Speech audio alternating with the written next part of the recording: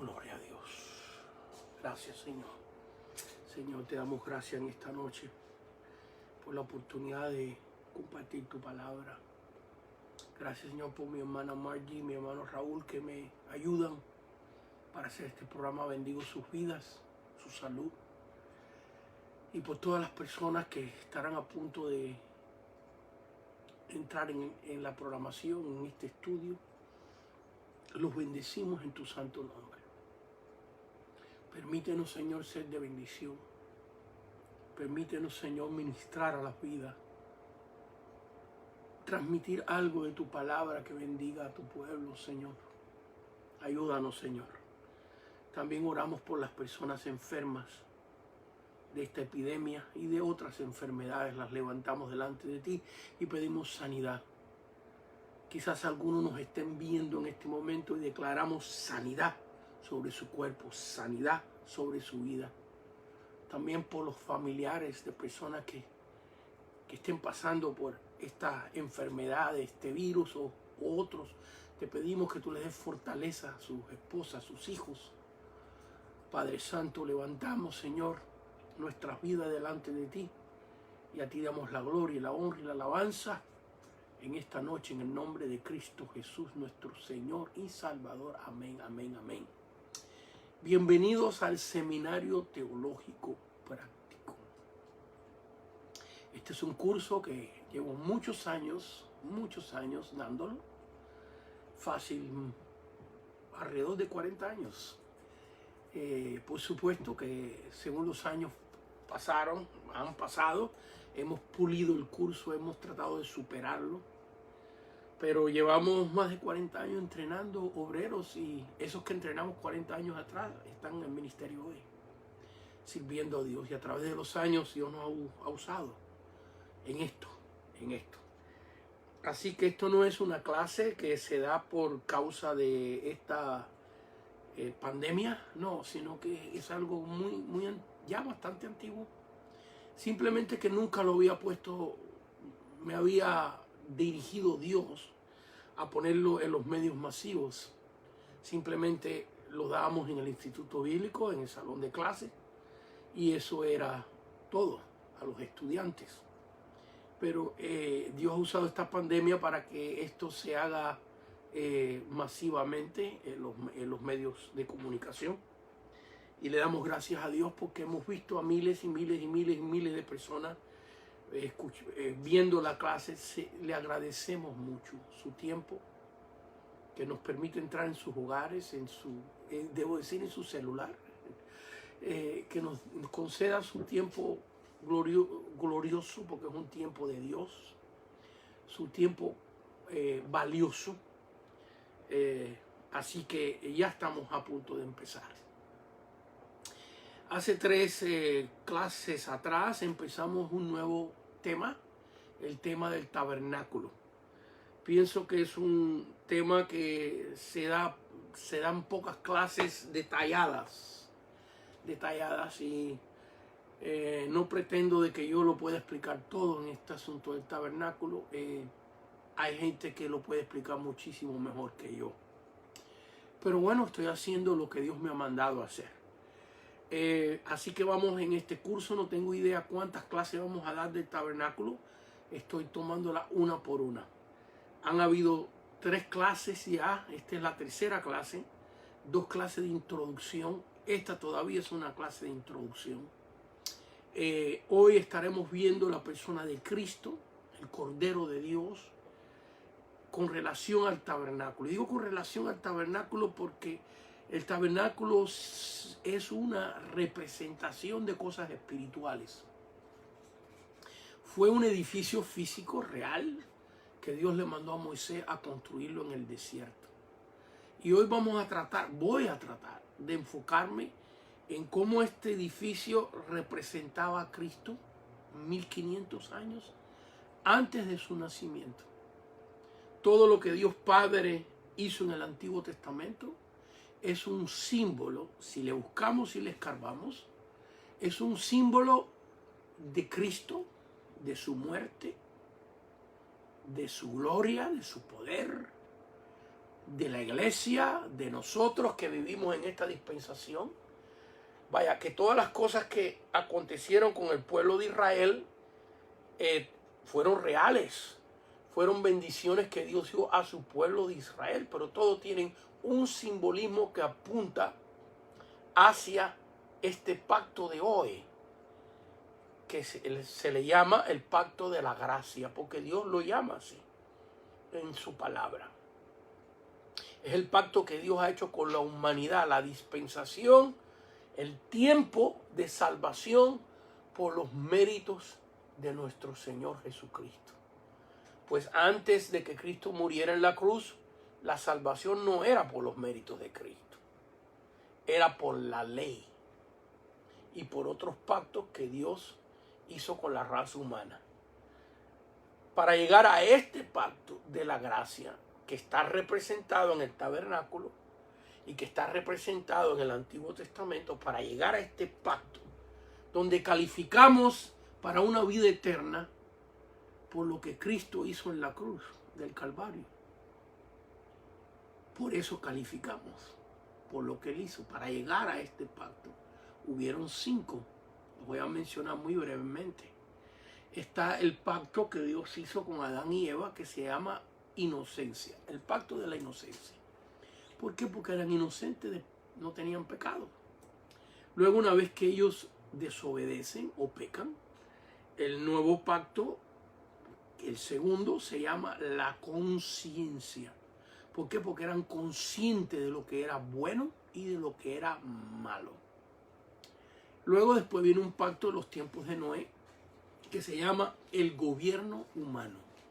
¿Por qué se llama gobierno humano? Porque Dios distribuyó a través de Noé, Dios mandó a Noé a distribuir el mundo en sus descendientes, hijos, nietos, bisnietos, y que gobernaran el mundo para Dios.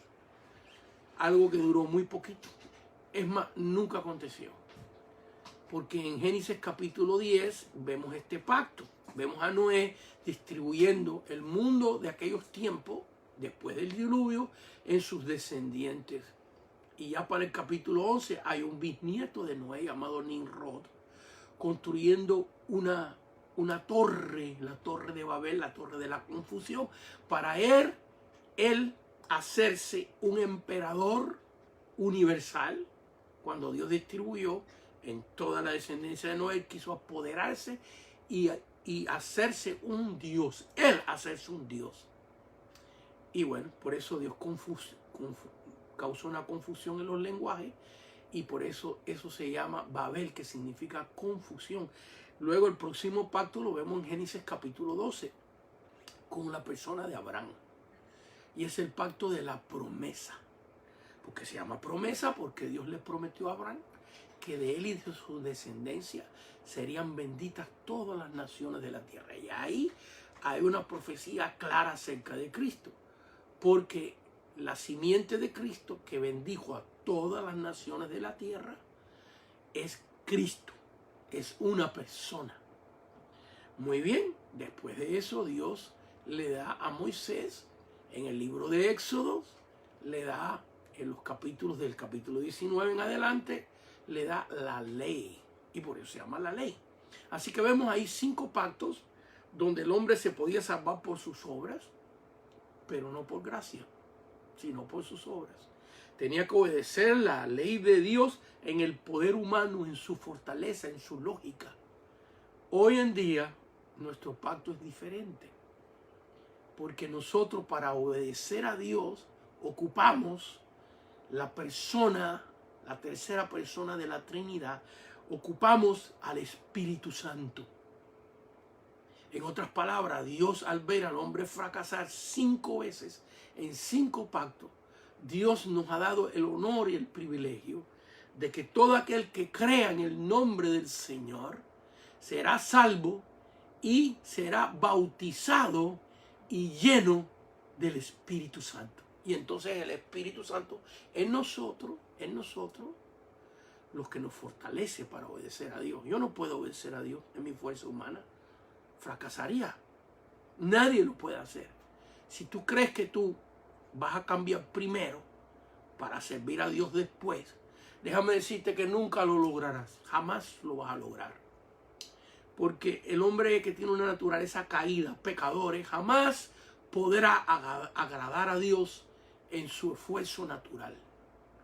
Para tú agradar a Dios tienes que tener algo más poderoso que tu naturaleza caída y más poderoso que el diablo. Y eso se llama Cristo. Tú aceptar que Cristo murió en la cruz por tus pecados y por su sangre, recibes vida eterna. Y a consecuencia de eso, al tú creer eso, Dios te da el Espíritu Santo. Y entonces tendrás poder en tu vida para someter al pecado. Porque aún teniendo el Espíritu Santo, tenemos un cuerpo que tiene pecado. Pero el Espíritu Santo es más poderoso que el pecado. Entonces te da la fuerza a ti, a mí, para poder vencer al pecado que existe y existirá en nosotros siempre hasta que Cristo venga en gloria o hasta que nuestra vida sea transformada por el poder de Dios en un cuerpo glorificado.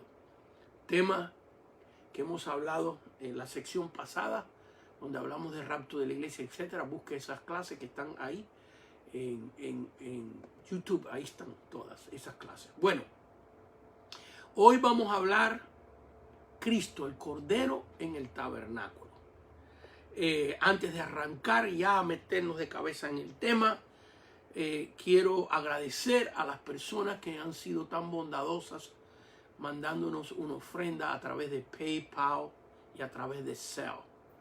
Estas ofrendas me han permitido a mí a mantenerme estudiando. Déjame decir algo. Esto que voy a decir ahora es importante. Todavía no hemos empezado a entrar en la clase, pero tenemos un poquito de paciencia, ya vamos a empezar. Mire, es importante saber esto porque mucha gente que nos ve enseñando la palabra, que nos ve ministrando, no sabe lo que cuesta. Cuando digo cuesta no estoy hablando de dinero. Aunque estoy agradecido con cada uno que nos ha mandado una ofrenda. Uno nos ha mandado una ofrenda de $5, $7, $10, $20, pero se han ido sumando y eso nos ayuda a seguir adelante. Mire, mínimo, un predicador de experiencia. No le estoy diciendo uno que está empezando, que lleva unos cuantos años, no. Un predicador de experiencia, mínimo. Por cada hora de enseñanza o administración, necesita 3 horas de preparación. Eso es mínimo. Han habido mensajes que a mí me ha tomado meses preparar. Cuando digo meses, no es que estoy continuamente ahí metido preparando ese mensaje nada más. No, he estado preparando otros también, pero 2 horas para ese mensaje. Luego el otro día 3 horas, luego el otro día 4 horas, luego el otro día media hora. Y así me ha tomado meses preparar un solo mensaje. Pero fíjense que 1 hora de enseñanza mínimo, estoy diciendo mínimo, toma 3 veces. Entonces toma 3 horas de preparación mínima. Así que lo que ustedes ven cuando nos ven a nosotros ministrar y predicar, esto es importante. Hay veces que nosotros los pastores no hablamos de estas cosas, que es nuestro trabajo, el que no se ve. Ese es el trabajo que no se ve. Ese es el que estamos ahí metidos en la presencia de Dios, orando, preparando el material, preguntándole a Dios qué desea Él. ¿Ves? Porque la unción, el éxito en nosotros enseñar, reposa sobre eso. En otras palabras, que podemos hablar elocuentemente, podemos hablar hasta sabiamente, pero eso no va a transformar la vida. Eso solo va a educar. Eso solamente va a engrandecer el conocimiento. Pero la vida espiritual tiene que ver con el espíritu. Y para llegar al alma y al espíritu, solamente la unción y el poder de Dios lo puede hacer. Solamente la unción y el poder de Dios lo puede hacer. Y esa unción y ese poder se adquiere estando en la presencia de Dios. Dedicándole tiempo al Señor y metiéndose con Dios primero. ¿Usted quiere ser un maestro? ¿Usted quiere ser un predicador de la palabra? Hay algo que es inevitable. Hay algo que usted no lo puede poner a un lado Y si no lo practica, no será maestro y no será predicador. Tan sencillo como eso. Es separar tiempo para estar con Dios y estudiar su palabra. Si usted no se mete con Dios y tiene comunión con Él, usted puede enseñar y usted puede hablar todo lo que quiera, pero no va a llegar al alma, no va a llegar al espíritu. No va a haber la unción necesaria. Bueno, yo creo que mejor le paro, porque si sigo así le voy a predicar de esto y no voy a hablar del tabernáculo. Pero he aprendido a dejarme guiar por Dios. Después de muchos años, créame que una de las clases que le doy a los estudiantes, cuando llegamos al curso de preparar bosquejos, preparar mensajes, es que no se salgan de su tema. Pero también les enseño que le den prioridad al Espíritu Santo. Que aunque tengan su tema preparado, de la A hasta la Z, en el momento de darlo, si el Espíritu Santo los lleva por otra dirección, eso es lo que hay que hacer. Porque eso significa de que Dios le está hablando a alguien. Dios le está ministrando a alguien. Y yo por eso sigo. Porque sé que Dios le está ministrando a alguien. Bendito sea el nombre del Señor. Muy bien, el tabernáculo. Cristo el Cordero en el tabernáculo. Bueno, muy bien. Como base, hay un versículo que lo he estado estudiando, usando como base para esta enseñanza, que está en Éxodo 24, versículos 8 y 9. Es aquí donde Moisés por primera vez recibe la orden de preparar un tabernáculo. ¿Qué es un tabernáculo? Este versículo, si usted dice, ¿qué será esa palabra de tabernáculo? ¿Qué será eso? Bueno, este versículo nos enseña qué es. Mire, Éxodo 24, versículos 8 y 9. Y harás un santuario. Eso es el tabernáculo. El tabernáculo es el santuario de Dios. Lo dice aquí. Espero que usted tenga su Biblia, lo esté leyendo conmigo, o si no, anótalo y bueno, pues lo lee después. Y harán un santuario para mí. Ese es el tabernáculo. Un santuario, un templo. El primero en la historia de la raza humana. Vaya, el primer santuario que se preparó para Jehová Dios. Jehová Dios es el nombre de Dios Padre. No es el nombre de una religión que se han apoderado de este nombre. No, Jehová Dios es el nombre de Dios Padre. Así que Dios Padre, el nombre de Jehová Dios es un santuario para Él. Y harán un santuario para mí, dijo Dios Padre. Y habitaré en medio de ellos. Así que aquí vemos la razón. Era un santuario para Dios, ese es el tabernáculo. Y era para Él habitar en medio de su pueblo. Así que cuando vemos el diseño de cómo el pueblo de Israel acampaba en el desierto, estuvo 40 años en un desierto para llegar a la tierra que Dios le había prometido, vemos que siempre tenían que acampar de la misma manera. En otras palabras, que las 12 familias israelitas, las 12 tribus de Israel, estaban diseñados por Dios. Cuando llegaba el momento de acampar, ellos iban caminando por el desierto. Y la Biblia dice que la nube de Dios lo guiaba de día, porque es un desierto muy caliente.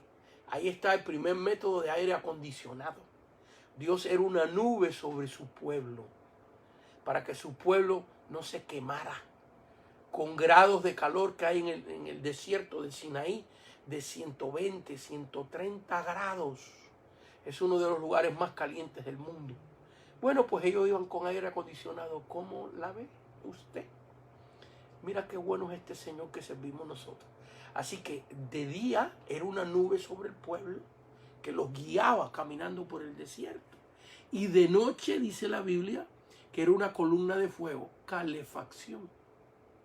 Porque hay un gran contraste de temperatura en el desierto Sinaí. Por el día mucho calor y por la noche mucho frío. Así que ellos tenían una temperatura graduada por Dios. Y cuando ellos llegaban y acampaban, siempre tenían que acampar de la misma manera.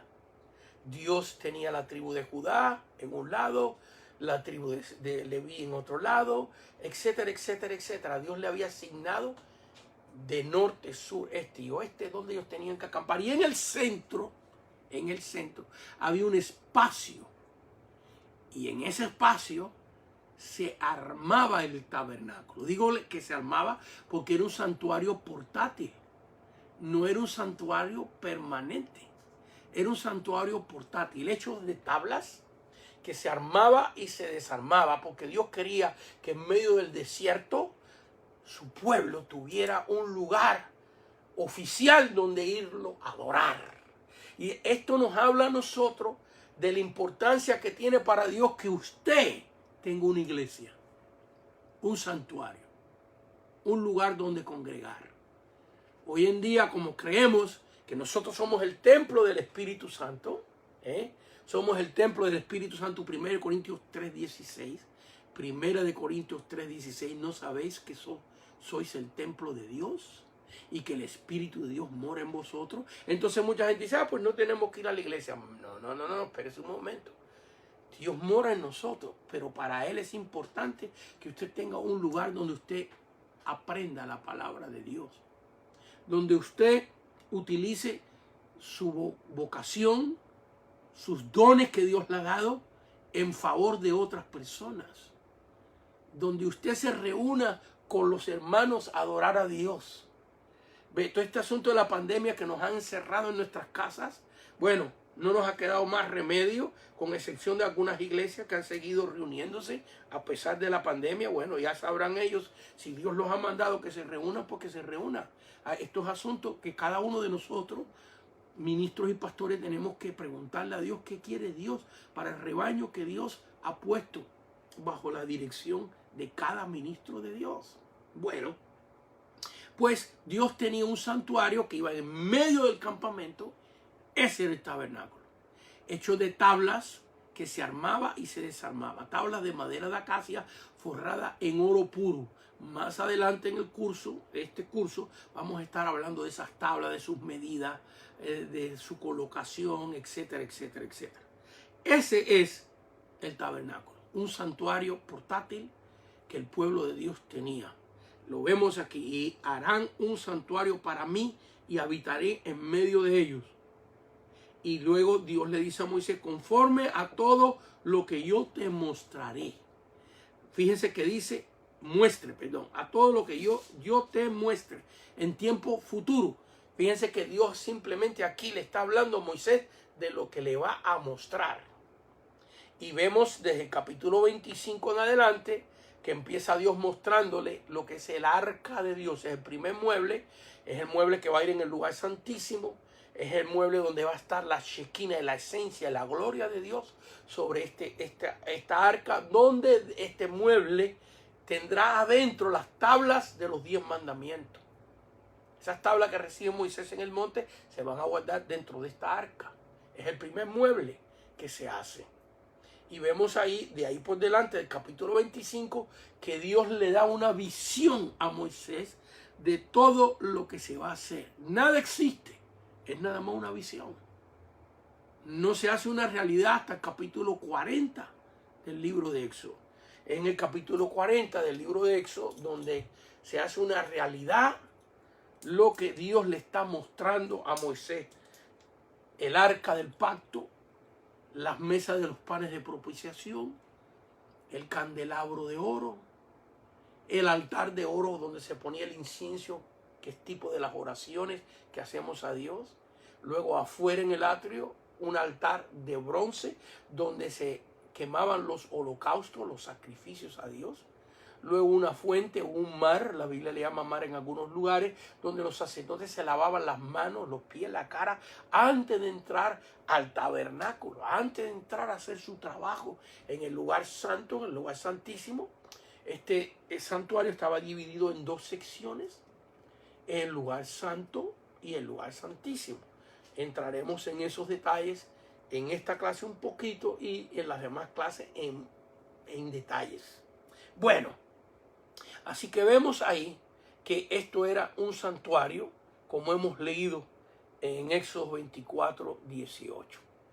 Este es el primer santuario en la historia de la raza humana. Desde Adán hasta Moisés hay 2500 años. Y en 2500 años no había ningún edificio ni hubo dedicado a Dios Padre. Había muchos templos inmensos que eran maravillas del mundo antiguo, pero eran dedicados a dioses falsos.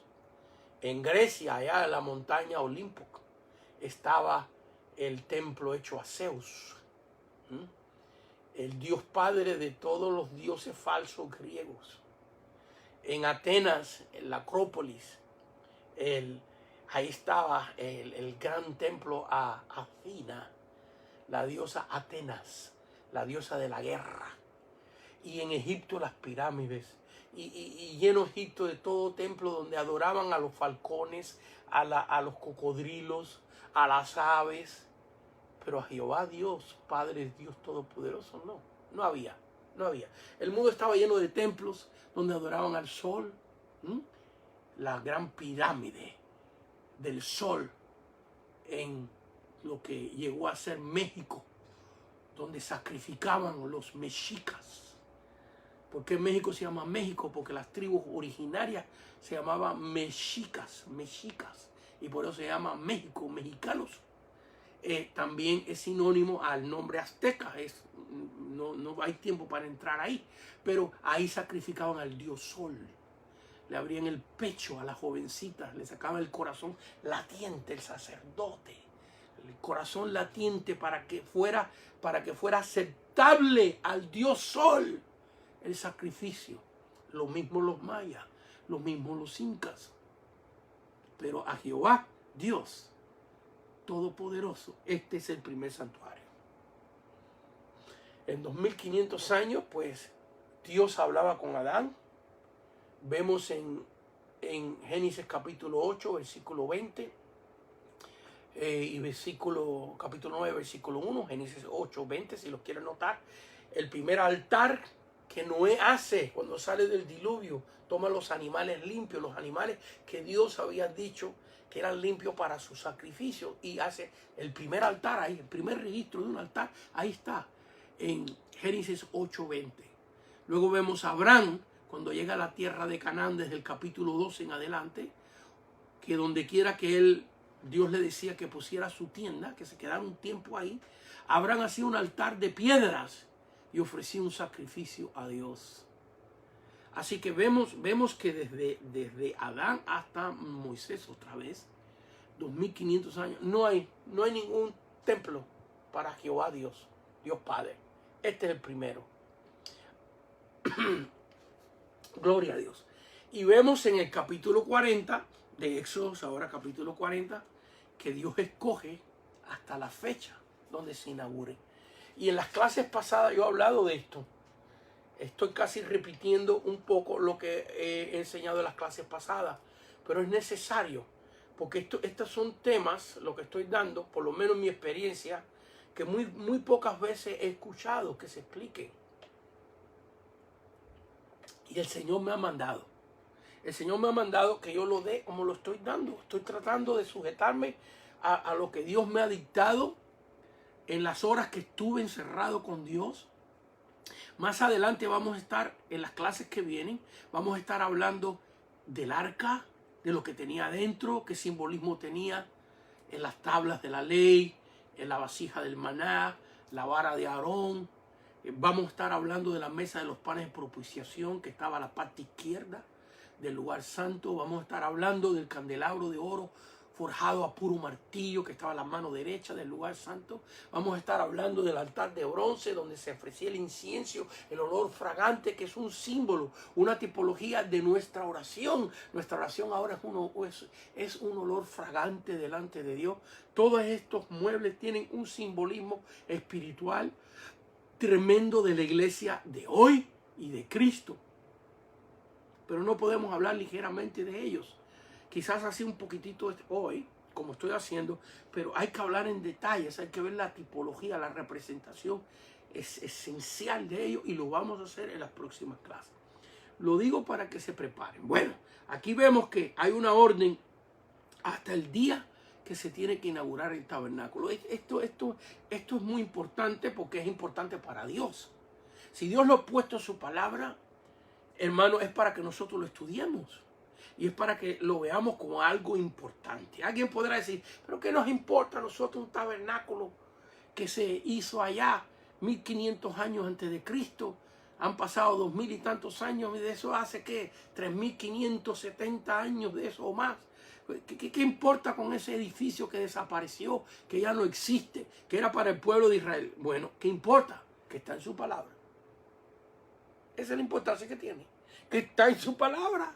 Y si está en su palabra, es palabra de Dios. Y si está en su palabra, nos va a hablar y nos va a ministrar. Y es nuestro trabajo como ministros de Dios enseñar su palabra. Y Dios toma una serie de cuidados, de detalles específicos, que yo pretendo, si Dios me ayuda, enseñarlos despacito, para que usted los pueda entender como Dios me lo ha revelado a mí. Que Dios me dé, por favor, Señor, dame la sabiduría, dame la habilidad y dame la sencillez para poder transmitir esto que tú me has dado a mí. Dice en Éxodo capítulo 40, versículo 2, y el primer día del mes primero, harás levantar el tabernáculo, ¿ves? El santuario, el tabernáculo de reunión. El versículo 17 del mismo capítulo nos vuelve a repetir esto con otras aclaraciones. Así, en el día primero del primer mes, en el segundo año, y este dato no estaba en el versículo 2, es el segundo año, el tabernáculo fue erigido. Ya aquí está afirmando que aquello que fue solo una visión, que fue solo algo que Moisés vio en revelación de Dios, pero que no existía, ahora se hizo una realidad. Dios le está hablando a alguien hoy. Hay cosas que Dios te ha revelado a ti que no existen, pero se van a hacer una realidad. Siento de Dios que hay madres que me están escuchando, que sus hijos están viviendo una vida perdida, totalmente perdida. Pero Dios te ha revelado que ellos van a servir a Dios. ¿Ves? Y tú lo único que tienes es una visión. No existe. Tal parece que tu hijo y que tu hija están peor que nunca. Pero Dios te reveló a ti en profecía y Dios te ha revelado a través de su palabra en tu corazón de que ellos van a servir al Señor. Y todo lo que tú tienes es algo que no existe. Es una pura profecía. Es un puro sentir que Dios ha puesto en tu corazón. Pero ¿sabes qué? Se va a hacer una realidad. Síguelo creyendo. No dejes, no pares de creer en eso. Que hay un futuro saludable, glorioso para tu familia. No dejes de creerlo. Síguelo creyendo. A pesar, pues siento de Dios decir esto, a pesar que ha habido un divorcio, a pesar que ha habido una super tragedia, no importa.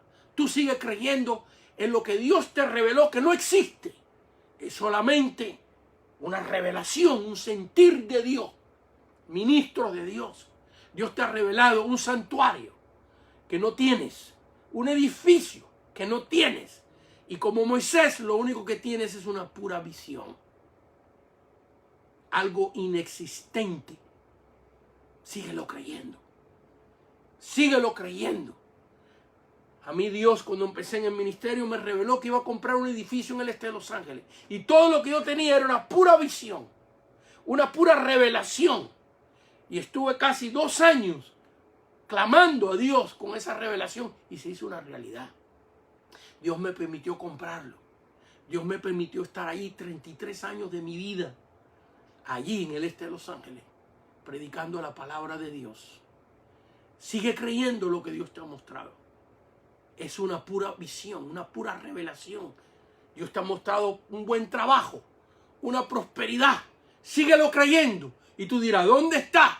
Mira, ¿dónde está lo que Dios le mostró a Moisés desde el capítulo 25 del libro del Éxodo hasta el capítulo 39? Era un nada. mente y corazón. Pero cuando Dios da una revelación, dala por hecho. Aunque no exista, dala por hecho. Porque la verás con tus ojos, la palparás con tu mano y tendrá la bendición de Dios porque tú creíste, te aferraste a la revelación que Dios te dio y al sueño que Dios te ha dado, un sueño para su gloria. Y ahora, cuando lo veas hecho una realidad, cuida lo que Dios te ha dado, porque hay muchos que me están escuchando en este momento que están disfrutando de muchas cosas que ya es una realidad. Tu negocio es una realidad, tu casa que no tenías es una realidad, tu automóvil es una realidad, tus hijos que estaban perdidos ahora están sirviendo a Dios, es una realidad. Pero hubo un tiempo donde era una pura visión, era una pura revelación de Dios, como este tabernáculo, como estos muebles, una pura revelación. Pero se hizo una realidad. Y ahora tú estás disfrutando económicamente, estás disfrutando la casa que Dios te dio, el auto que Dios te dio, estás disfrutando tu familia, tu nieto que no tenías y ahora lo tienes. Alabado sea el nombre del Señor. Entonces hay que mostrar gratitud a Dios. Hay que estar agradecido. No podemos olvidar que las cosas lindas que tenemos en la vida, tu matrimonio, tu familia, tu casa, tu salud, tu vida, los bienes materiales que tienes, ha venido de la mano del Señor. Ha sido el Señor el que te lo ha puesto en tu mano. Alguien dirá, no, yo trabajé. Así me ha tocado a mí. Una vez fui a visitar una familia y el señor de la casa, que su esposa venía a la iglesia, el señor de la casa pues todavía no se había entregado a Cristo. Años después se entregó al Señor. Por ese día, en la visita que yo fui a hacerle, me dice, no, lo que hay aquí en esta casa ha sido por el sudor de mi frente, por mi trabajo. Y empezó a decirme todas las cosas que tenía, que él había logrado con su trabajo. Y cuando terminó le dije, qué bueno que usted ha sido un hombre forzado, porque era verdad, fue un hombre trabajador. Pero usted se le está olvidando una cosa, que si Dios no te hubiera dado salud, usted no hubiera podido trabajar. Usted se le ha olvidado una cosa, que fue Dios el que te abrió las puertas en tu trabajo. Y ha sido el que te ha dado la inteligencia. Tú naciste con esa inteligencia y si no la tenía, Dios te la dio. Entonces, gloria a Dios por su trabajo. Gloria a Dios porque usted ha sido un hombre forzado, que ha trabajado para su familia. Pero no te olvides de que primero está Dios, que fue Él el que te ha dado todo. Bendito sea el nombre del Señor. Y así que vemos aquí que Dios le dice a Moisés hasta cuándo inaugurar este tabernáculo. ¿Qué fecha? ¿Qué día? Y usted dirá, ¿y qué tiene que ver Cristo y el Cordero en este tabernáculo? Para allá vamos. Para allá vamos. Vemos aquí que por qué Dios le dice a Moisés, en el primer día del mes primero harás levantar el tabernáculo de reunión. Y luego el versículo 17, así, en el día primero del primer mes, en el segundo año, el tabernáculo fue erigido. En otras palabras, que llevaban 2 años caminando ya en el desierto y preparando estos muebles, preparando este edificio. Y fíjense que en el versículo 2, Dios le está dando la orden antes que llegue el primer mes y antes que llegue el primer día del mes, está autorizando a Moisés para que en esa fecha que va a venir, él levante el tabernáculo. Y entonces en el versículo 17 nos afirma que Moisés obedeció y lo logró. Dice, así en el primer día así en el día primero del primer mes, en el segundo año, el tabernáculo fue, ahora es una realidad, erigido. ¿Por qué? ¿Por qué tanta insistencia en esta fecha? Bueno, esto es importantísimo. Nos vamos ahora a Éxodo capítulo 12. A Éxodo capítulo 12. Y yo sé que en las clases pasadas he dado esto, pero me he propuesto en esta clase repetirlo y darlo más despacito. y más cuidadosamente para que quede grabado esto. Mire qué cosa tan tremenda. En el capítulo 12, versículo 40, dice así: el tiempo que los hijos de Israel habitaron en Egipto fue 430 años. 430 años de esclavitud. Dios está hablando con alguien aquí hoy. Si después de 430 años Dios lo liberó, ¿cuántos años llevas tú de esclavo? ¿Cuántos años llevas tú de esclavo en las drogas, en las pandillas? ¿Cuántos años llevas tú de esclavo en un pecado que quieres dejar y no puedes? Bueno, el Dios que liberó a este pueblo será el Dios que va a romper tus cadenas. Pero tienes que tener fe. Es el requisito de Dios. Sin fe es imposible agradar a Dios, lo dice su palabra. Tienes que tener fe que Cristo murió por ti, que derramó su sangre en la cruz del Calvario. Y si tú tienes esa fe, conocerás la verdad y la verdad os hará libre. Dios te sacará del infierno peor que tú puedas estar, de tristeza, de soledad. Siento que Dios le está hablando a alguien aquí hoy. Estás pasando un tiempo de soledad muy difícil en tu vida, de tristeza, de agonía, de depresión. Eso es una esclavitud. Eso es una cadena del enemigo. Quizás por razones justificadas. Quizás. Pero ¿sabes qué? El Señor quiere romper esa tristeza. Aunque sean razones justificadas. El Señor quiere darte paz. ¿Sabía usted que la promesa que Cristo le repitió más a sus discípulos fue la promesa de paz? Se reunía con ellos y le decía, paz a vosotros. Cuando se despedía, paz a vosotros. Porque el regalo más grande que tiene el ser humano es poder tener paz. Y cuando estoy hablando de paz, no estoy hablando de la ausencia de violencia, que es un tipo de paz. Mire todas estas manifestaciones que están pasando en el mundo. ¿Ves? Que se hagan en paz, sin violencia. No, cuando hablamos de paz, Jesús se refiere a la paz interna. A la paz interna. Porque si tú tienes paz interna, puede ser que no haya paz afuera de ti, pero tienes paz interna. Si tú tienes paz interna, se puede disfrutar todo en la vida. Tener paz y tranquilidad interna es el regalo más grande que puede tener el ser humano. Tú puedes tener 5 carros y no disfrutarlos. Tú puedes tener 5 propiedades y no disfrutarlas. Puedes sentarte a comer la comida más deliciosa, más bien preparada sobre la faz de la tierra y no disfrutarla.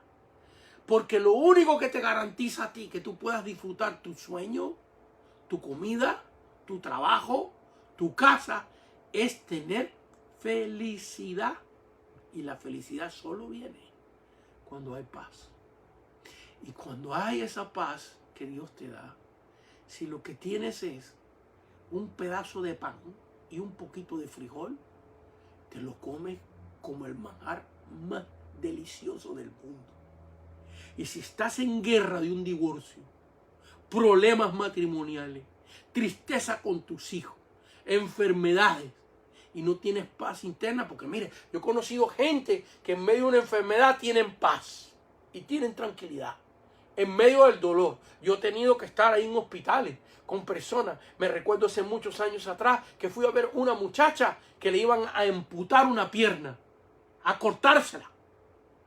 A cortarle la pierna, una muchacha joven, de 20 y pico de años. Y yo iba en el camino para el hospital y decía, pero ¿qué le puedo decir yo a esta muchacha? Dios mío, ayúdame. ¿Qué palabra le puedo decir para que tenga tranquilidad, que tenga paz, que tenga fuerza?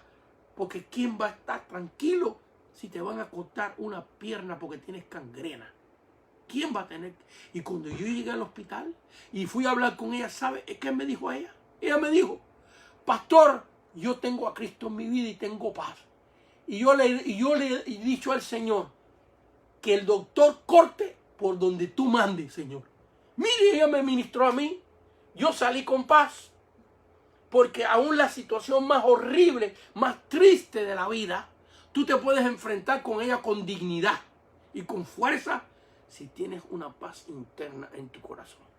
Aquí, el pueblo de Israel, 430 años de esclavitud, pero llegó su día.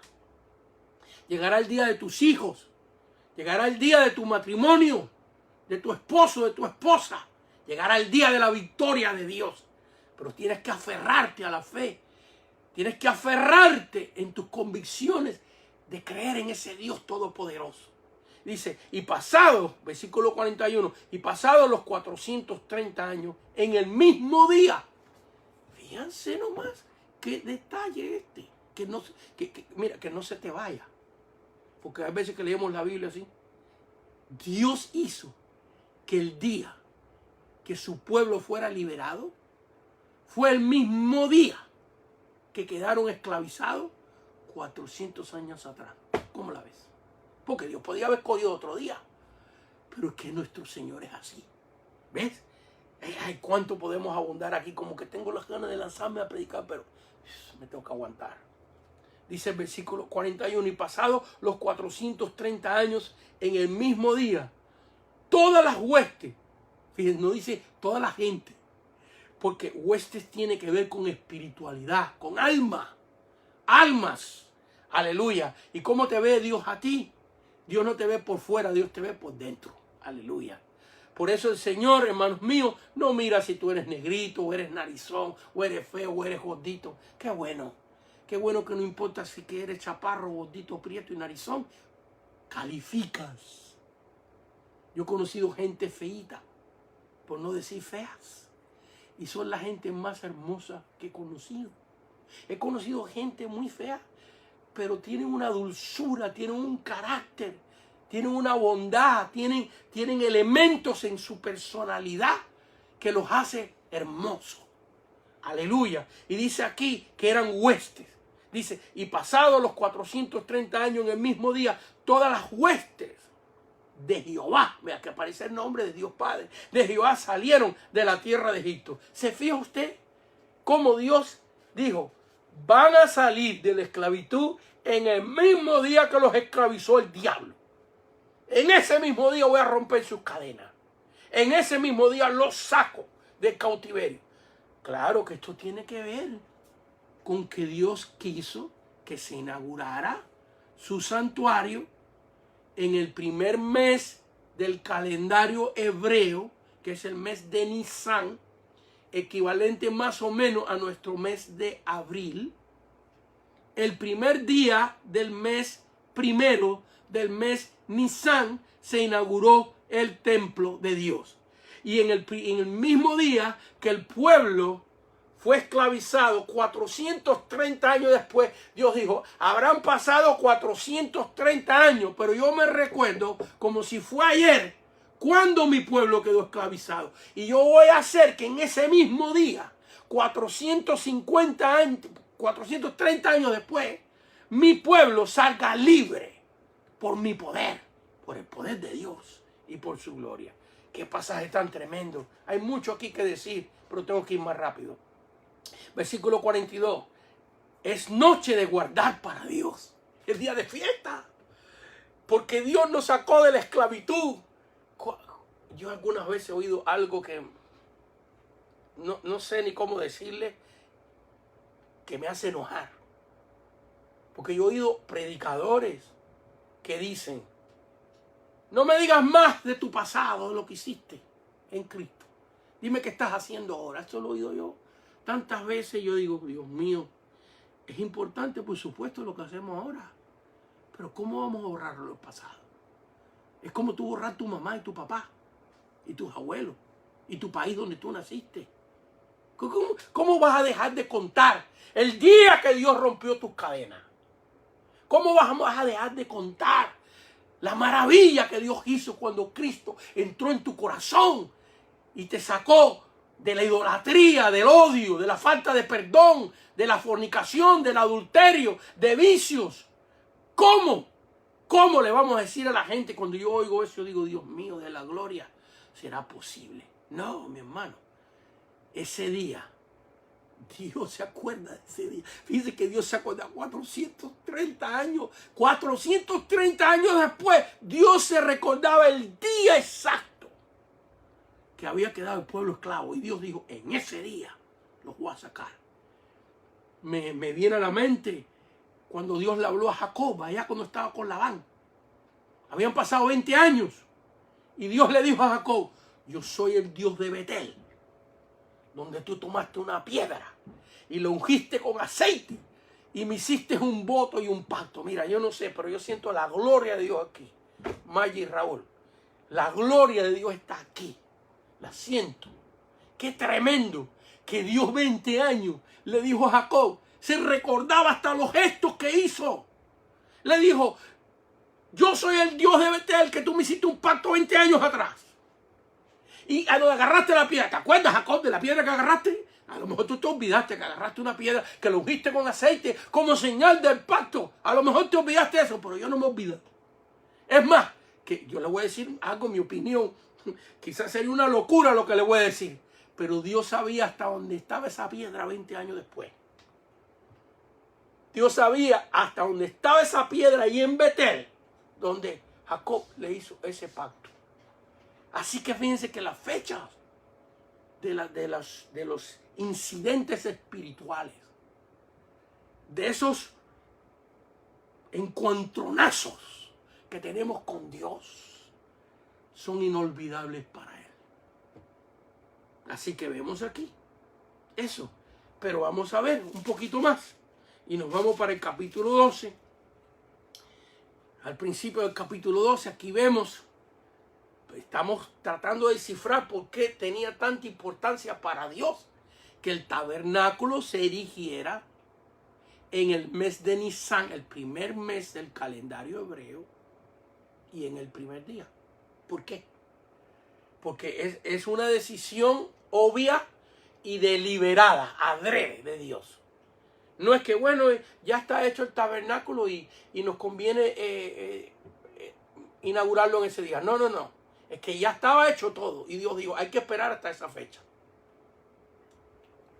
Porque esa fecha significa algo para mí, dijo Dios. A ver, vamos a ver si podemos empatar estos cabos. Y lo vemos aquí. Y aquí ya vamos a ver a Cristo, el Cordero, con relación al tabernáculo. Y dice el capítulo 12, versículo 1, habló Jehová, esto es 1500 años antes de Cristo. Si lo quiere exacto, 1491 años antes de Cristo, 1500. Habló Jehová a Moisés y a Aarón en la tierra de Egipto. Fíjense que cuando Dios va a hablar a Moisés acerca de esta Pascua, acerca de cuando se mata el cordero para celebrar la Pascua, fíjense que todavía están esclavos. Están en Egipto. Dios acaba de mandar 10 plagas. Perdón, 9 plagas, falta una. Falta la muerte del primogénito. Que va a venir aquí en el capítulo 12 en adelante. Han pasado 9 plagas. Y el pueblo de Egipto está desesperado porque los israelitas se vayan. No los querían dejar ir, pero Dios empezó a mandarle plagas de sangre. Puso el río Nilo. Se convirtió el río Nilo en sangre. Plagas de rana, llenó la tierra de rana, plagas de mosca, plagas de úlcera que mataron todo el ganado, plagas de granizo que acabó con todos los sembrados. Y entre esas plagas le mandó una plaga de piojo, donde todos los egipcios agarraron una plaga de piojo. Y ahí fue donde los magos de Egipto reconocieron que aquello era dedo de Dios. Fíjense. Yo le había mandado unas cuantas ya. Pero los magos que de la religión de Faraón, los sacerdotes de la religión de Faraón, no cedían. Seguían con sus magias imitando los milagros de Dios. Y Dios dijo, bueno, vamos a ver si esto lo van a poder imitar. Le voy a mandar uno bien chiquitito así, mira, así. Le voy a mandar la plaga de piojo. Y le voy a meter piojos en la cabeza, debajo de los brazos, entre los dedos del pie, en las orejas, por los huecos de la nariz le voy a meter piojos. Perdóneme que me río un poquito, pero la Biblia lo dice. Y eso era una piojería. Ay, Dios mío, es bueno reírse un poquito. Yo me imagino a estos magos y adivinos y Faraón, arráscate sin parar. Y hasta que dijeron, esto es dedo de Dios. Así le dijeron a Faraón, esto es dedo de Dios. Y aquí vemos que Dios está anunciando la liberación. Fíjense. ¿Por qué el tabernáculo se erigió, se inauguró el primer día del mes de Nisan? Porque aquí lo dice, mire, en el versículo 2. Este mes os será principio de los meses. Para vosotros será este. Fíjense que hay una énfasis aquí. Ya Dios dijo, este mes os será el principio de los meses. No hay que decirlo más. Con que Dios lo diga una vez es suficiente. Pero como Dios sabe que nosotros somos un poquito tupidos, toscos, brutos, por eso es que hay 4 evangelios y muchos de los milagros se repiten en los 4 evangelios. Por ejemplo, el milagro de los panes y los peces y otros. Y Dios no, casi en los 3 primeros evangelios, casi que nos repite la misma cosa con diferentes detallitos por aquí y por allá. ¿Por qué? Porque Dios sabe cómo somos. Y aquí, mira, aquí hay una repetición. Este mes será principio de los meses. Para vosotros será este el primero de los meses del año. Una repetición. Así que vemos aquí que cuando Dios da la orden, fíjense que están esclavos todavía. O podemos decir, están en Egipto saliendo de la esclavitud. En el mes primero, mes de Nisan, en el calendario hebreo, en el mes de Nisan, en el primer día de ese mes, se da la orden de liberación. Todavía están en Egipto, todavía no han salido, pero es el día donde Dios dice, los voy a liberar. Y en este mes ustedes salen. En este mes de Nisan, ustedes van a salir. Y bueno, es importante, vamos a ver ahora aquí, nos quedan unos 30 minutos más o menos de clase. Vamos a ver aquí en detalles esto. Mire, aquí tenemos mucho material, mírenlo para acá, una hoja llena de versículos de detalles, pero sabe que yo no voy a apurarlo, yo no lo voy a apurar, yo lo voy a dar despacito. Si se le hace aburrido, lo siento mucho, mi deseo no es que sea aburrido. Si se le hace repeticioso, hasta cierto punto lo estoy haciendo deliberadamente. Créame que lo pudiera hacer rapidito, punto por punto, el 1, el 2, el 3, el 4. Sabemos hacerlo. Pero yo quiero hacer lo que Dios me manda hacer. Así que espero que no se le haga aburrido. Espero que te sea de bendición. Está repeticioso, deliberadamente lo estoy haciendo. Porque en mi experiencia de pastor, muchas de estas cosas que estoy compartiendo son cosas que no se enseñan muy a menudo. Sí las enseñan y hay otra gente que las enseña mejor que yo. Pero no se enseñan muy a menudo. Por eso quiero repetirle, hacer un hincapié fuerte para que quede grabado este entendimiento. Éxodo 12:2. Este mes os será principio de los meses. ¿En qué mes se erigió el tabernáculo? ¿En qué día mandó Dios que se inaugurara? En el primer mes y en el primer día. ¿En qué día se dio la orden? Todavía no han salido, van a salir. En el día 10 se va a escoger el cordero.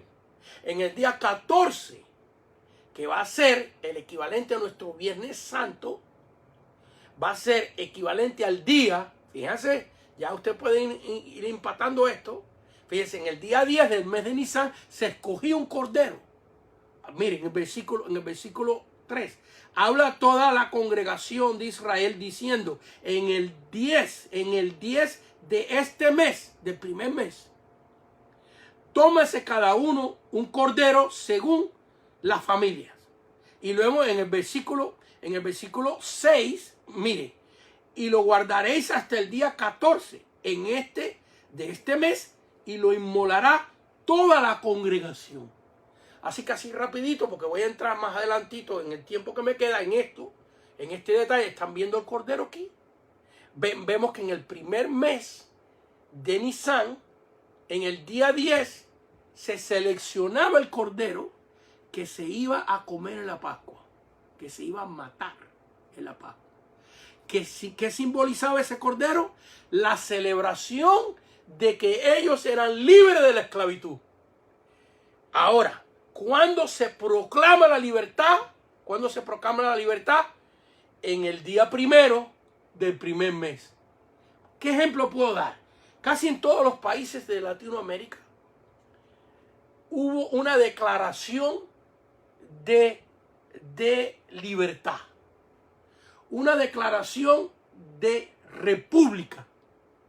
Fíjense que cuando nuestros países eran parte del Imperio Español, hubo un momento donde Benito Juárez, en Cuba, otros mártires de la nación de Cuba, lo mismo en Argentina, San Martín, Simón Bolívar, en América, hubo un momento donde se hizo una declaración, donde dijo, nosotros vamos a hacer una república y no vamos a estar más bajo el imperio o la corona española.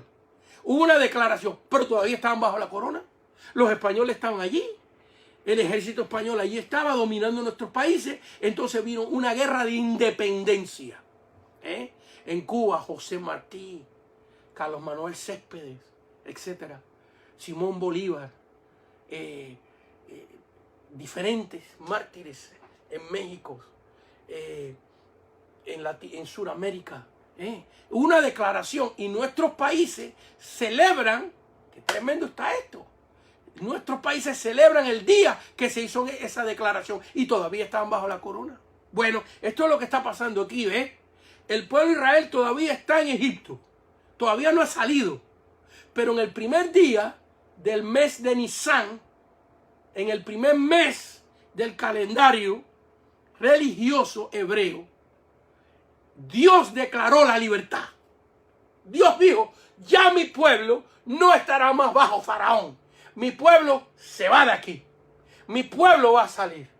Y entonces viene una preparación de romper esas cadenas. Viene una preparación y una fiesta espiritual que celebra, y el pueblo de Israel lo celebra hasta el día de hoy, la Pascua, donde todavía comen el cordero con hierbas amargas. Léase este pasaje de Éxodo capítulo 12 cuando usted tenga tiempo. Mire cómo era el cordero en el versículo 2. El animal será sin defecto, como Cristo era sin pecado. Así dice la Biblia. Y dice, y tomarás de la sangre del cordero y la pondrás en los postes de la casa. Así que la sangre de este cordero que ellos comían en celebración de su libertad, así como nosotros comemos la Santa Cena. Ve, el pan representa el cuerpo del cordero. El jugo o el vino representa la sangre del cordero. Es un simbolismo que empieza aquí 1500 años antes de Cristo. Entonces, la declaración, para conectar esto al tabernáculo, para conectarlo más al tabernáculo, la declaración de libertad, donde Dios declaró, no Moisés, no, esto no lo hizo el hombre, esto no lo hizo el hombre. Moisés no podía sacar al pueblo de Israel de la esclavitud, solo lo podía sacar con el poder de Dios. Porque es más que cuando Dios habló con Moisés, en Éxodo capítulo 3 y 4, Moisés ni quería ir. Moisés puso todo tipo de excusas. No, que yo no sé hablar. No, que yo soy tartamudo. No, que ellos no van a creerme a mí. No, que ellos no saben ni quién es Jehová. Faraón no sabe quién es Jehová. Es más que cuando Moisés se presentó delante de Faraón y le dijo, así dice Jehová, deja a mi pueblo ir. Faraón dijo, yo no sé quién es Jehová. No sabía, nunca había oído del nombre de Jehová. Qué cosa tan tremenda. Que hubo un tiempo en la historia de la raza humana donde solamente había una familia y un hombre que creía en este Dios, Abraham, el padre de la fe. Y que en los tiempos que Dios sacó a su pueblo de Egipto, después que esta gente habitó allí 430 años y el mismo Moisés se crió en la corte de Faraón, Faraón no sabía quién era Jehová. Nadie le habló de este Dios. ¡Qué tremendo! Y vemos aquí que el día que Dios declaró, todavía están en Egipto. Todavía ni tenían idea de lo que iba a pasar. Ni sabían que Dios iba a dividir el Mar Rojo, ni más adelante iba a dividir el Jordán. Ni sabían que Dios le iba a sacar agua de la piedra, de la peña de Oré. Ni sabían que Dios le iba a mandar pan del cielo, maná, 40 años. No sabían nada de eso. Nada sabían. Pero ya Dios declaró libertad. Y por eso es que Dios hace que el templo, el santuario, el primer santuario en la historia de la raza humana, se erija, se celebre, se inaugure en esta misma fecha donde Dios da la libertad. ¿Por qué?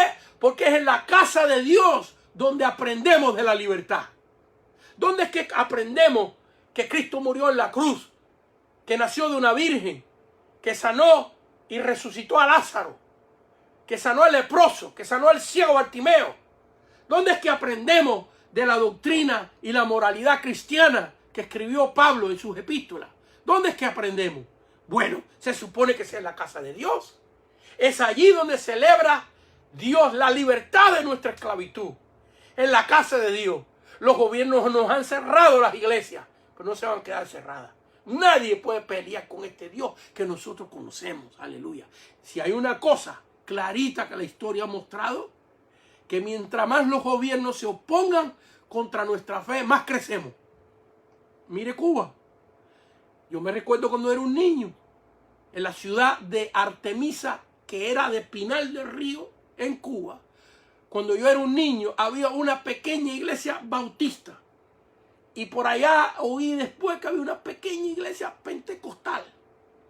Y a los evangélicos le tiraban huevos podridos por las calles. Y el comunismo llegó y dijo, se acabó el cristianismo. Se acabó. Hoy en día hay más cristianos en Cuba que nunca jamás en la historia. Y lo mismo ha pasado en Rusia. Y lo mismo ha pasado en China. Y lo mismo pasó en el Imperio Romano. Cuando las persecuciones nos quemaban vivos. Nos echaban a los leones. Nos echaban a la fiera. Y cuenta la historia verídica. Porque esto no son cuentos. Que cada vez que mataban a un creyente en la arena romana, salían 100 convertidos. Porque veían el valor y los milagros y los prodigios que Dios hacía. Alabado sea el Señor. Entonces vemos aquí que aunque el pueblo estaba esclavo y Faraón decía, cada vez que Moisés iba delante de Faraón, Faraón decía, no dejaré a Israel salir. ¿Ah, sí? Pues Dios le mandaba una plaguita más. Y una plaguita más. Mire, no hay tiempo para entrar en tanta información, pero mire, le doy una tarea. Por favor, anótela. Es muy importante. Búscase en el libro de Éxodo, búscase cuántas veces Faraón endureció su corazón. Cada vez que Moisés venía a decirle, así dice Jehová, deja salir a mi pueblo. Deja salir a mi pueblo. Y la Biblia dice, y Faraón endureció su corazón. Búsquela. Mire cuántas veces Faraón endureció su corazón. Se los voy a decir. Y usted búsquelas. 6 veces. Pero la séptima, la Biblia dice algo diferente. La Biblia no dice Faraón endureció su corazón, sino la Biblia dice y Jehová endureció su corazón. La séptima vez. 6 oportunidades le dio Dios a Faraón. 6.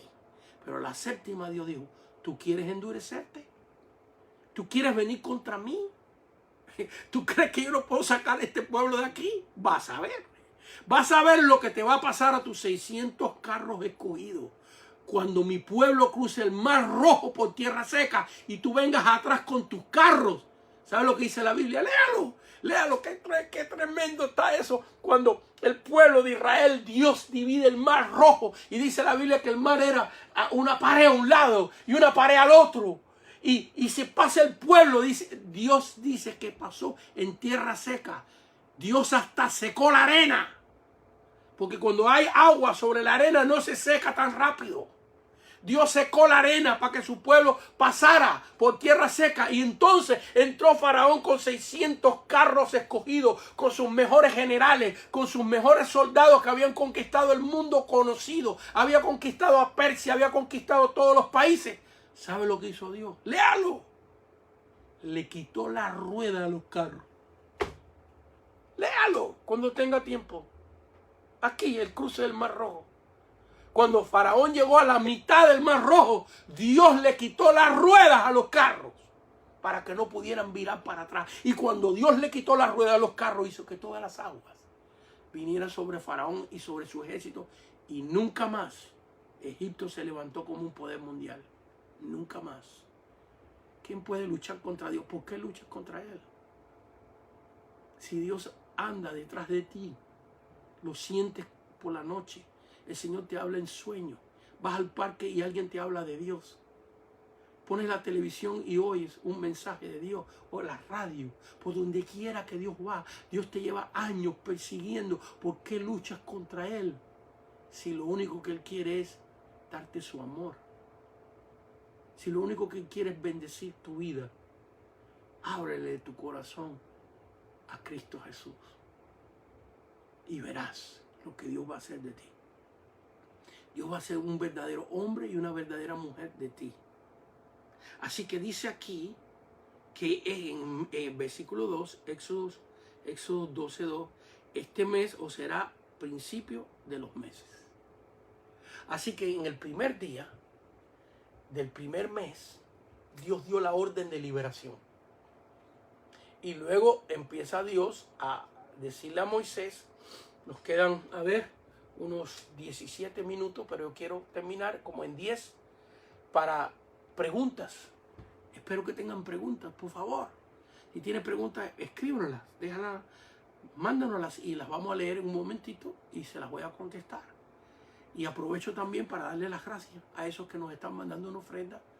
Muchas gracias, te lo agradecemos mucho, que nos sigas ayudando para seguir predicando la palabra de Dios. Bueno, para terminar esto, mire. Así que vemos aquí, así, por eso es la inauguración de ese santuario en esa fecha. Porque fíjense la delicadeza, el cuidado que Dios tiene en fechas. Y luego le dice Dios a Moisés hablar a toda la congregación de Israel diciendo, en el 10 de este mes, tómase cada uno un cordero. Así que vemos que en el día 10 de este mismo primer mes, Dios le dice a cada familia que escojan el cordero que va a morir, que va a ser sacrificado. Porque la celebración de la Pascua no es una fiesta secular, es una fiesta religiosa. Es una fiesta donde se celebraba al pueblo de Israel y todavía celebra en esa misma fecha su salida de la esclavitud, su salida de Egipto. Y para nosotros, Cristo, dice la Biblia, que es nuestra Pascua. El apóstol Pablo, en una de sus epístolas, dice que nosotros, nuestra Pascua ha sido ya sacrificada. Cristo, el Cordero de Dios que quita el pecado del mundo, murió en la cruz del Calvario. Él es nuestra Pascua. Así que vemos aquí una tremenda relación. Y luego el versículo 6 dice, y lo guardaréis hasta el día 14 de este mes y lo inmolará. Así que el Cordero no era una fiesta secular, sino era un sacrificio a Dios, en el cual Dios permitía que el pueblo comiera, participara las carnes de este Cordero. Hay muchos detalles de este Cordero, que ningún hueso de él podía ser roto, así como los huesos de Cristo. El apóstol Juan en sus epístolas, en su evangelio, por allá por el capítulo 19, cuando nos relata la muerte de Cristo en la cruz, dice que a él vinieron los soldados, le rompieron las piernas a los dos ladrones para que murieran, y cuando fueron a romperle las piernas a Jesús, vieron que ya estaba muerto. Y la Biblia dice que esto aconteció para que se cumpliera lo escrito acá, 1500 años antes, que al Cordero de Dios, Cristo, el Cordero de Dios, que quita el pecado del mundo, no le rompieran ningún hueso. Hasta ese detalle. Se escogía un cordero macho. Fíjense que Jesús no vino en género femenino, sino en masculino, porque todo tenía que coincidir con la Escritura. Dice sin defecto, Cristo sin pecado. ¿Ves? ¿Ves que esta fecha tiene que ver con la fecha de la celebración del tabernáculo, de ese santuario? En las próximas clases vamos a ver que cuando los sacerdotes entraban al lugar santo y cuando el sumo sacerdote entraba al lugar santísimo una vez al año, venían a celebrar con la sangre del cordero. El sumo sacerdote entraba al lugar santísimo y ofrecía sobre el propiciatorio, sobre la tapa del arca, la sangre del cordero que se sacrificaba en el altar de bronce, en el patio, por el perdón de los pecados del pueblo. ¿Ven la conexión?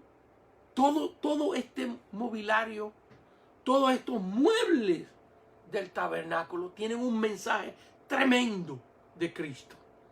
Vemos aquí en Éxodo capítulo 12, ya voy a tratar de terminar, que en el día 10 se escogía y en el día 14, el día antes de la Pascua, en otras palabras, la Pascua se celebra en sábado.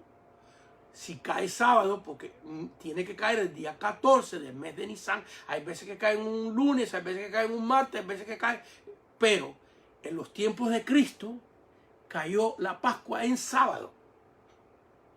Y la víspera de la Pascua, el viernes, era el día 14. Este día 14. ¿Ves la relación? Si no la ves, vamos para allá. Rapidito. Vamos a Lucas capítulo 22. Lucas capítulo 22. Y vamos a ver la conexión de este asunto. En Lucas capítulo 22. Vamos a ver la conexión de este asunto. Fíjense que Jesús celebra la Santa Cena el jueves en la noche. Para nosotros jueves en la noche.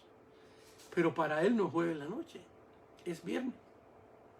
Porque el día judío empieza a las 6 de la tarde. En otras palabras, nuestro jueves a las 6 de la tarde es la primera hora del viernes hebreo o israelita. Así que el viernes santo empieza nuestro jueves a las 6 de la tarde y termina nuestro viernes a las 6 de la tarde.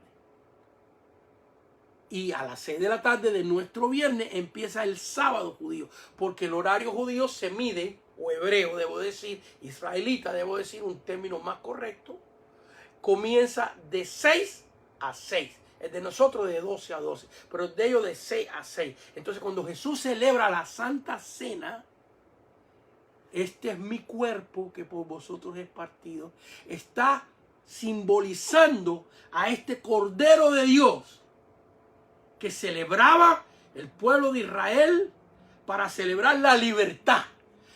Mire, él lo dice. Este es mi cuerpo que por vosotros es partido. Está celebrando la libertad que va a venir. Así como Moisés en Éxodo capítulo 12, versículos 1 y 2, Dios declara la libertad de un pueblo que iba a venir. Todavía están en Egipto. Pero Dios la declaró y se hizo una realidad. Cristo está declarando en la Santa Cena la libertad del mundo entero de la esclavitud del pecado. ¿Ves? Cuando Cristo parte el pan, se celebra la Santa Cena. Esta es mi sangre que es derramada por vuestros pecados. ¿Ves? La libertad de la esclavitud del pecado, simbolizada 1500 años. 1500 años. En Éxodo capítulo 12 y en el tabernáculo en su inauguración. Hay una conexión deliberada, adrede, a propósito de Dios en todo esto. Y miren lo que acontece aquí en Lucas capítulo 22, ya vamos a terminar en esta tarde, del versículo 22, dice, capítulo 22, versículo 1, estaba cerca la fiesta de los panes sin levadura, fíjense que te lo aclara aquí, que se llama la Pascua, y los principales sacerdotes y los escribas buscaban cómo matarle.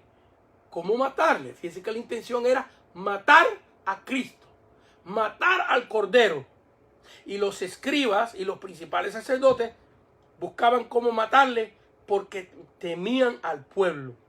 Y entró Satanás en Judas, por sobrenombre Iscariote, el cual era uno del número de los 12. Y este fue y habló con los principales sacerdotes y con los jefes de la guardia de cómo se lo entregaría. Así que vemos aquí que en el día 10, aquí está la conexión, en el día 10 del mes de Nisan, el primer mes del calendario hebreo, en el día 10, que se escogía el cordero que iba a morir, Judas y los sacerdotes israelitas, en este caso levitas, el pueblo de Israel, escogió al Cordero de Dios, que quita el pecado del mundo. Profetizado en Éxodo capítulo 12 y profetizado en Éxodo capítulo 40, en la inauguración del tabernáculo. Así que en el día 10 se escogía el Cordero. Y en el día 14 se mataba el Cordero.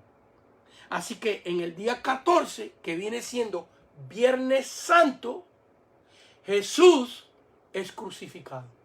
Se mataba el Cordero en el día 14. Ahora fíjense, aquí viene la cosa. Los judíos tenían los horarios de cómo se mataba y se preparaba este Cordero para la Pascua.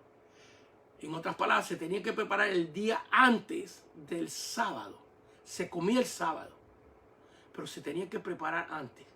A las 6 de la mañana, el cordero que había estado elegido, se agarraba ese cordero y se separaba de la manada para las 9 de la mañana matarlo.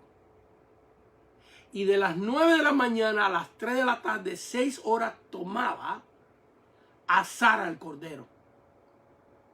Y a las 3 de la tarde se terminaba todo el trabajo de cocinar, de asar el cordero, porque a las 6 de la tarde empieza el sábado. Entonces se terminaba todo el trabajo de preparar la comida de la Pascua, de asar el cordero de las 9 de la mañana hasta las 3 de la tarde. Se estaba asando y preparando el cordero. A las 3 de la tarde se terminaba de asar el cordero. Y entonces se preparaba todo para dentro de 3 horitas. Recuérdense que no hay aviones, que no hay carros, que no hay los medios de transporte rápido. Pues en 3 horitas había que entonces preparar la cena para cuando llegara a las 6 de la tarde de nuestro viernes, que viene siendo la primera hora del sábado judío, entonces tuviera la cena del cordero preparada. ¿A qué hora empezó el juicio del Señor? A las 6 de la tarde abrió el tribunal de Pilato. ¿A qué hora, qué tiempo demoró el juicio, la sentencia? Mandar a Cristo a Herodes. Herodes mandarlo para atrás, azotarlo. Tomó de las 6 de la mañana a las 9. El mismo tiempo que se tenía separado, amarrado con una soga, preparado para la muerte del cordero. Y a las 9 de la mañana se mataba el cordero. A las 9 de la mañana se crucificó a Cristo. Y de las 9 de la mañana a las 3 de la tarde, esas 6 horas, se asaba el cordero. Y Cristo estuvo 6 horas de las 9 de la mañana hasta las 3 de la tarde en la cruz, cocinándose, llevando el castigo de nuestra paz. Alabado sea el nombre del Señor. Por eso Jesús dijo, cuando ya iba a entregar el Espíritu, consumado es. Porque el cordero quedaba totalmente asado, totalmente cocinado. Y Jesús dijo a las 3 de la tarde, cada paso, cada hora, cada minuto estaba calculado por Dios 1500 años antes, en Éxodo capítulo 12 y en la inauguración del tabernáculo, que también representa todo esto. Así que vemos aquí, hermanos míos, la conexión de Cristo, el Cordero de Dios, en el tabernáculo. Que Dios les bendiga. Espero que esta clase le haya sido de bendición, que le haya podido transmitir algún conocimiento y sobre todo muchas bendiciones. Ahora vamos a hacer una oración y después voy a leer las preguntas que hayan escrito. Si no nos ha mandado sus preguntas, todavía hay tiempo, mándelas. Pero vamos a hacer una oración. Si usted estuvo escuchando este estudio y usted se ha apartado del Señor, ya conocía al Señor y se apartó de Él, o no está viviendo la vida que Dios quiere que usted viva para Él, yo quiero hacer una oración por ti, para que tú regreses al servicio del Señor. Y usted dirá, pero es que yo he caído, yo he pecado, yo le he sido infiel a Dios. Le está hablando uno, mi persona. Que he pasado etapas donde yo no he servido a Dios como Él se lo merece. Pero he aprendido a sacudirme, a levantarme y a honrar a Dios con mi vida lo mejor que yo pueda. Y en eso estamos. Quizás tú me estás viendo y nunca has invitado a Cristo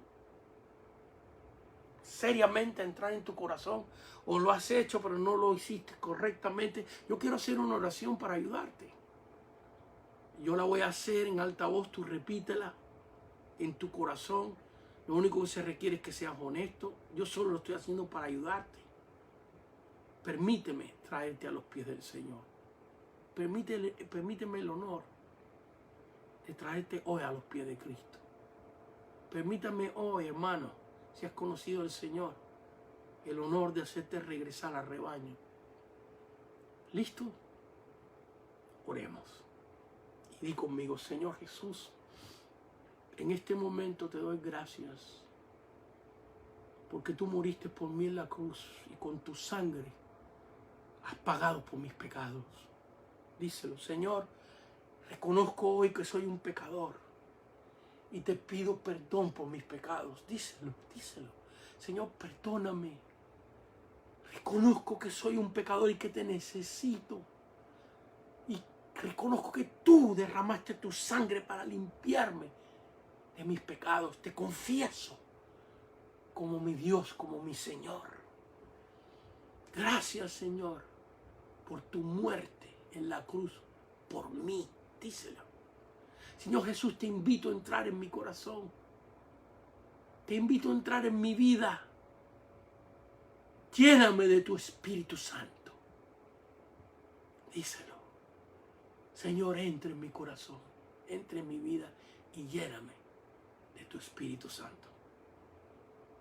Si usted ha hecho esta oración y la ha hecho de sincero corazón, desde ahora por delante, usted ya no es una creación de Dios. Nada más. Usted es una creación de Dios y un hijo de Dios. Porque los hijos de Dios son solamente los que tienen a Cristo en su vida y en su corazón. Que Dios te bendiga. Un abrazo grande. Nos vemos el lunes que viene a las 8 de la noche, continuando con este estudio del tabernáculo. A ver, hermana Maggie, ¿qué pregunta tenemos? Tenemos una de Marlon Ávila desde El Salvador. Desde El Salvador, el hermano Marlon Ávila. Gracias. Un saludo a esta nación tan tremenda que Dios ha levantado tanto pueblo para su gloria. A ver. Dice, cuando Dios endurece el corazón del faraón, y lo mismo con los escribas y fariseos en el tiempo de Jesús, ¿cómo explicamos el libre albedrío en sus acciones posteriores? Bueno, ¿cómo explicamos el libre albedrío si Dios endureció el corazón del faraón? Y Dios endureció el corazón de los fariseos. Bueno, creo que es fácil, te lo puedo explicar. Dios le dio 6 oportunidades a Faraón en su libre albedrío. Y se las dio con señales. Se las dio con prodigio. Y Faraón persistió en endurecer su corazón.